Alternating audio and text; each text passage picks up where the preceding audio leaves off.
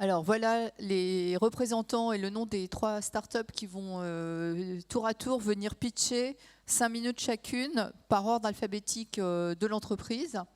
Donc je les appelle à monter sur scène et à respecter le timing puisqu'on a déjà pris un peu de retard. Bienvenue. Merci. Bonjour, merci. Donc Yann Thomas, cofondateur et gérant de Microhumus. C'est à vous. Bonjour à tous. Donc on va peut-être avancer le visuel. Donc moi je m'appelle Yann Thomas, je dirige une entreprise qui s'appelle Microhumus. Ah, vous avez une zapette. Voilà. Et on a une spécialité qui s'appelle l'ingénierie pédologique et le phytomanagement. Alors ce sont des termes un petit peu barbares, mais qu'est-ce que ça veut dire? Ça veut dire qu'on aide à produire des terres végétales à partir de déblais de chantier, du BTP, à restaurer des sols dégradés in situ, c'est-à-dire sur le lieu des chantiers ou dans le cas de remblaiement de carrière, et à renaturer des sols pollués tout en gérant la présence des polluants, ce qu'on appelle le phytomanagement. Alors l'ingénierie pédologique, telle que je vous l'ai présentée, a donné lieu il y a quelques années à Polytech à la présentation de prestations packagées, qu'on a appelé Subster pour la valorisation sur plateforme, OptimSitu pour la valorisation sur chantier et Agrophyto pour la gestion des sites et sols pollués par phytomanagement. Alors, comme le temps est compté, je vais me focaliser sur un seul exemple, celui de Subster. C'est une solution qui a été labellisée Solar Impulse par rapport à son impact positif en termes d'émissions carbone. Et c'est un procédé qui permet de valoriser des déblais de chantier sur des plateformes de recyclage, là où habituellement on traite des terres excavées pour valoriser, pour récupérer les granulats, pour refaire des routes, eh bien nous aidons ces plateformes de recyclage à récupérer une partie de ces matériaux pour fabriquer la terre végétale dont on a besoin dans le cadre de la renaturation des villes. Vous avez tous entendu parler que tout le monde veut planter des arbres maintenant, et pour ça il faut de la terre. Alors justement, la pratique actuelle pour végétaliser les villes, c'est d'aller la prendre là où il n'y a pas de ville. C'est-à-dire on va décaper et importer des terres végétales en provenance de zones agricoles ou d'espaces naturels. Donc ce sont des pratiques bien sûr qui contribuent à artificialiser les sols. Vous avez peut-être entendu parler de la notion de zéro artificialisation nette, qui vise à réduire l'artificialisation ou de compenser l'artificialisation par la renaturation de certaines zones. Et ça veut dire que dans le cadre des objectifs de renaturation des villes, on a besoin de terres végétales. C'est aujourd'hui 40 000 à 90 000 hectares en France qui sont décapés chaque année. Et on va chercher la terre végétale de plus en plus loin, ce qui a aussi un impact en termes de carbone, puisque cette terre, non seulement elle détruit les milieux d'origine, mais il faut également la transporter. Alors, Subster, c'est quoi? C'est qu'on va transformer des matériaux stériles, des inertes, des matériaux inertes, des déblais de chantier. On va récupérer les fractions, alors sans rentrer dans les détails, mais les fractions argileuses, limoneuses, sableuses et les matières organiques pour les transformer, les mélanger, comme on ferait une recette de cuisine, pour fabriquer les terres végétales qui vont servir à faire les espaces verts de vos cités. Alors, ce réseau, en 2023, il compte, alors, depuis le diaporama, il y en a un peu plus, il compte 27 producteurs indépendants, et cette année, ils vont livrer 200 000 tonnes de terres végétales en France, donc qui sont issues de l'économie circulaire, et ça représente 10 000 camions. Alors, en Ile-de-France, les clients utilisateurs les plus connus, c'est la Société du Grand Paris, c'est la Solidéo. Les nouveaux aménagements paysagers pour les Jeux Olympiques sont conçus à partir de terres éco-conçues. Mais un peu partout en France sont aussi des paysagistes, des entreprises de travaux, des promoteurs, des aménageurs. Et ça, c'est vrai à la fois dans les métropoles, comme on peut l'imaginer, Paris, Lyon, Strasbourg, etc., Bordeaux, mais aussi dans des villes moyennes, comme La Rochelle, ou dans les Charentes-Maritimes, il y a 5 producteurs déjà. Alors, l'ingénierie pédologique telle que je l'ai présentée, je vous ai donné un exemple, mais c'est aussi transformer les terres excavées pour les besoins en terres végétales sur les chantiers. C'est-à-dire qu'au lieu d'exporter les matériaux qui sont excavés vers des plateformes de recyclage ou des sites d'enfouissement, eh bien, ils vont être transformés sur place pour les futurs besoins d'aménagement paysager du chantier.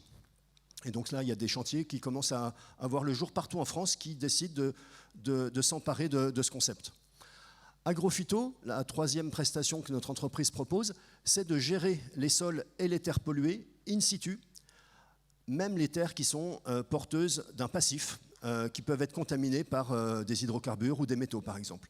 Et pour ça, on va les renaturer. On a besoin de faire en sorte que les plantes puissent y pousser, puisqu'on va demander aux plantes soit de dégrader ces polluants, soit de les stabiliser dans les sols, dans le cadre du respect de la méthodologie nationale sites et sols pollués.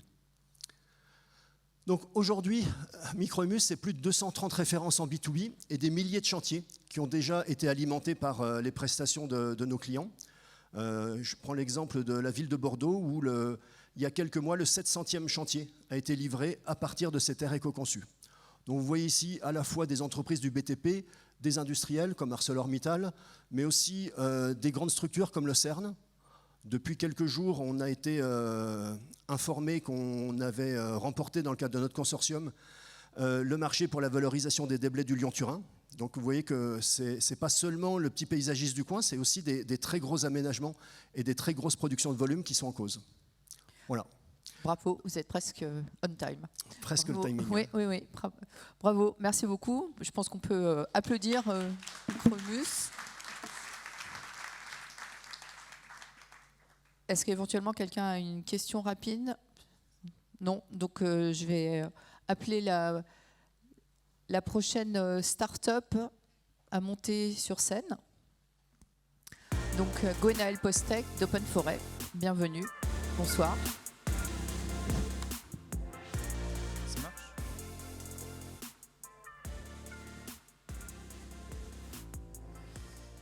Oui, bonjour à tous. Donc, moi, je vais vous parler du puits carbone. Il y a Eric qui en a parlé tout à l'heure et je vais continuer donc, sur cette lancée. Donc, pour remettre ça un peu dans le contexte, vous savez, on a un objectif d'atteindre la neutralité carbone en 2050. On va baisser les émissions de CO2 de tout ce qu'il est possible de faire, mais il sera impossible de le réduire à zéro. Et pour compenser les tonnes résiduelles, on compte sur la forêt.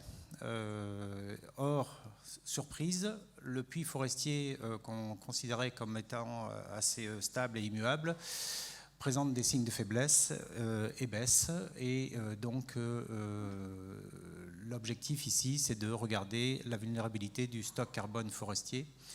On est rentré en plein dans une boucle de rétroaction, comme vous disiez tout à l'heure, où le réchauffement climatique pèse sur la santé des forêts, qui du coup sont moins efficaces et, résultat, elles séquestrent moins. Bon, donc nous, on est une société créée en 2015. On travaille surtout avec les laboratoires publics de recherche. Nos travaux ont été salués récemment par le ministère de la Transition écologique parce qu'on vient d'être lauréat de la Green Tech Innovation. Notre mission est de mettre en place une géoplateforme des écosystèmes naturels. Donc en fait, c'est une cartographie en 3D de l'utilisation des sols dans une maille très fine. On a découpé le territoire en mailles de 2 mètres sur 2 mètres et on analyse tout ce qu'il y a dans ces mailles. Lorsqu'il y a un arbre, on détermine la hauteur, le volume de bois sur pied, le stock de carbone.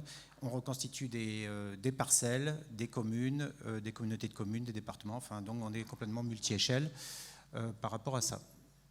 Donc ce sont des informations pertinentes, homogènes, avec des mises à jour annuelles qui permettent du coup de pousser les analyses de très loin. Donc ici, l'objet de mon intervention concerne le stock de carbone et comment le protéger et en évaluer. Donc je vois le temps qui passe, je vais aller directement sur des exemples. Le stock de carbone, donc c'est le stock du sol d'une part et de la biomasse. Ici, je vais parler que de la biomasse et donc regarder la vulnérabilité des stocks de carbone dans cette biomasse. Alors, comment on fait pour évaluer cela? Donc, l'objectif ici est d'arriver à déterminer la probabilité d'occurrence d'une espèce forestière. Donc là, j'ai pris par exemple en Nouvelle-Aquitaine l'exemple du châtaignier. Sur sa capacité à se développer de façon spontanée dans des conditions pédoclimatiques données. Donc là, sur la vignette de gauche, vous avez la situation actuelle de la présence du châtaignier dans cette région. Et en faisant le même travail avec des écologues sur un scénario à plus 4 degrés, vous voyez la probabilité d'occurrence réduite de cette essence dans cette région. Donc avec du coup la variation relative. On voit donc malheureusement l'essence se retrouve concentrée uniquement sur les zones type Limousin et Pyrénées, et elle étant très menacée, voire disparaît dans les autres départements. Si on regarde par exemple en Dordogne, qui est un département emblématique pour cette essence du châtaignier, où il y a 50 000 hectares en essence pure de châtaignier, donc c'est 11 millions de mètres cubes de bois sur pied et près de 17 millions de tonnes de CO2. Si on fait le parallèle avec ce que je viens de dire avant, ça veut dire que ces essences qui sont en place aujourd'hui, dans un contexte de changement climatique fort, sont menacées, et donc ça veut dire deux choses. Ça veut dire qu'elles seront moins en situation aujourd'hui de pouvoir croître normalement parce qu'elles seront sous stress. Donc elles vont moins capter de CO2 d'une part, donc baisse de la séquestration, et risque de dépérissement et de relargage de CO2. Donc ça permet ici d'objectiver l'ampleur de la tâche. 50 000 hectares, si c'est à reboiser dans une autre essence ou dans d'autres essences plus adaptées au changement climatique, ça veut dire 60 millions d'arbres rien que sur un département pour une seule essence. Donc ça ne se fait pas en 5 minutes, c'est un travail de très longue haleine, 20, 30, 40 ans de travail pour arriver à le faire. Ça nécessite de mettre en place des politiques publiques adaptées. Donc on voit qu'en forêt, on est en permanence en train de gérer des crises, de scolites, de ceci, de cela. L'objectif ici, d'objectiver les choses, de pouvoir prendre en compte les risques et déterminer les enjeux face à ces risques, et donc les mesures nécessaires pour objectiver l'information auprès des collectivités territoriales notamment. Voilà, je vous remercie. Bravo pour le timing et merci pour cette présentation. Merci beaucoup.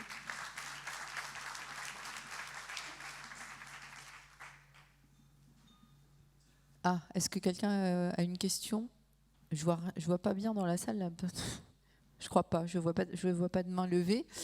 Donc j'appelle en fait la troisième start-up. Vous êtes là. Bienvenue. Donc Rhizomex, Luc Jager, oui. Voilà. Donc ça va être à vous. Bonsoir à tous. Alors, La zapette. le vert. Ok, le vert. Donc on a parlé de biodiversité depuis pas mal de temps, donc je pense que tout le monde maintenant a en tête pourquoi la biodiversité c'est important, et qu'en fait il y a bien 5 sources d'érosion de cette biodiversité, et nous chez Rhizomex on a choisi de s'attaquer à une en particulier, qui sont les espèces exotiques envahissantes. Et donc, celle que vous avez vue et que vous voyez ici, elle s'appelle la renouille du Japon. Alors, c'est une plante très envahissante. Vous voyez sur l'illustration de droite, c'est cette marée verte là, qui fait à peu près 20 mètres de longueur de part et d'autre d'un cours d'eau. C'est une plante en fait qui se propage, et essentiellement, elle se propage par voie végétative. C'est-à-dire que vous voyez, elle a une tige souterraine qui s'appelle un rhizome. Et un petit bout de cette tige souterraine, gros comme l'ongle, c'est ce que vous voyez en bas, là, qui est horizontal, va pouvoir donner une nouvelle propagule. Et donc le problème, c'est que si on agit mal, on va en fait propager cette plante. Donc pour l'enlever, des fois on est obligé de l'enlever parce qu'on a une construction à faire, parce qu'il y a des projets. Et pour l'enlever, on est obligé de creuser jusqu'à 1,50 m de profondeur, parce que le rhizome peut descendre à cette profondeur-là. Et aujourd'hui, qu'est-ce qui est fait ? En fait, tous les matériaux sont détruits. C'est-à-dire qu'on vient en fait réduire à une granulométrie suffisante suffisamment faible pour qu'il n'y ait pas de nouvelles propagules qui se créent. Et donc nous, on a pris un peu le contre-pied de ça, et l'idée c'était de dire peut-être qu'il vaut mieux trier, essayons de trier plutôt que détruire. Et donc en fait, on a mis au point un protocole innovant où on trie. On vient trier en fait l'ensemble des matériaux, c'est-à-dire qu'on a creusé, donc on va avoir la terre végétale, donc ça on trie, ce qui va permettre de valoriser cette terre végétale. Puis on se retrouve avec un mélange de cailloux et de rhizomes, et là on va trier de nouveau entre les rhizomes et les cailloux. Les pierres, elles vont pouvoir être recyclées, et les rhizomes, on va leur donner une nouvelle vie. Ou une nouvelle vie, en tout cas, on va leur trouver une utilité. Donc depuis 2017, où j'ai créé l'entreprise, on travaille avec une université et on a regardé qu'est-ce qu'il y avait à l'intérieur de ces rhizomes. Or, il y a des substances chimiques qui sont assez intéressantes, notamment la star de ces substances, c'est un antioxydant qui s'appelle le resveratrol. Alors, il y a des laboratoires qui l'utilisent. Ça vous parle? Oui, mais je ne dois pas intervenir, pardon. D'accord. Il y a des laboratoires cosmétiques qui l'utilisent parce qu'un antioxydant, c'est un agent en fait, qui ralentit le vieillissement cellulaire. Ça marche sur la plante, mais ça marche aussi sur nos petites cellules à nous. Et donc l'idée, c'était ça, c'était de valoriser l'intégrité des matériaux et les rhizomes, de s'en servir comme une matière première pour pouvoir produire cet antioxydant. Le produit en fait de façon en plus assez astucieuse. On a mis au point un procédé d'extraction à base d'ultrasons qui permet de ne pas utiliser de solvant et donc d'obtenir cette molécule qu'on va proposer ensuite au laboratoire derrière. Donc vous avez compris que dans notre société, on a deux secteurs d'activité. Et en fait, ce qu'on veut faire, c'est vraiment bâtir une filière. Et bâtir la filière, c'est en fait bâtir le lien entre ces deux activités. Et là, on a besoin de ne pas être seul, parce que, on est investi par notre mission, qui est de régénérer en fait la biodiversité en valorisant les plantes envahissantes. Mais on a aussi besoin de faire venir, d'engager avec nous des acteurs, donc que ce soit des gestionnaires de foncier ou que ce soit des laboratoires cosmétiques qui ont envie de s'engager dans le projet et de venir illustrer concrètement l'engagement qu'ils peuvent avoir sur la biodiversité. Voilà, je crois que je suis dans les temps à peu près. Parfaitement. Merci beaucoup pour cette présentation. Y a-t-il des questions? Bon, s'il n'y a pas de questions, je me permets de poser la question que je voulais spontanément. Le resveratrol, c'était juste pour savoir si c'était ce qu'on trouvait dans le raisin aussi. Parce qu'il me semble qu'il y a des laboratoires qui se sont créés à partir de ce type de produit issu absolument, de la viticulture. c'est la même molécule. Donc en fait, le parallèle entre la vigne et la renouille du Japon, c'est cette grand étage foliaire en fait. Il y a vraiment une surface foliaire qui est très importante et la plante métabolise cette substance pour pouvoir se protéger des attaques. Donc oui. C'était juste. Merci beaucoup.